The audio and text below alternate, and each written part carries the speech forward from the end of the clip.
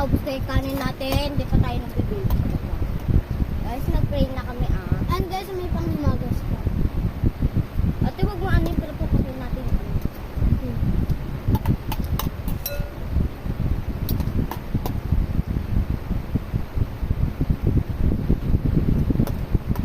Ang sarap po talaga niya.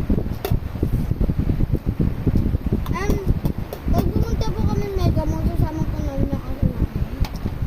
Hanapan po namin dito sa atin ng sapatos, saka damit. Saka po yung yung pangtala sa loob. Tapos po yung inumin po niya, gagawin ng inumin po namin.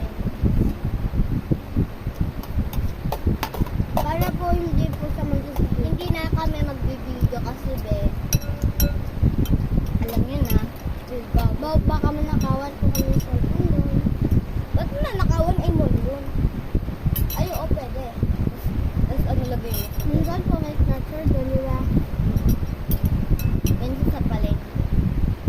Guys, pag nawawala kayong gamit sa bahay, kinuhanap po yun ng duwende, hinihiram ko. Pero po, babay po yun. Ganito po kabait yung mga duwende. Yung color red po na duwende masama po. Minsan po. Pag may mga gawa po kayo kasi sinungaling, papatay po yung mga bata o kayo mga matatanda. Papahirapan po kayo.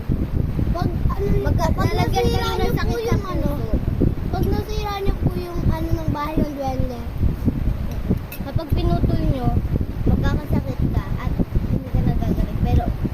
Pero magsusorry po lang kayo sa duwende at pumunta po kayo sa albularyo para po tignan. Ganun na po ako, nasa Mandaluyong po ako. Po ako. Nasipa ko po yung yung bahay ng duwende. Tinubuan po ako ng bulutong.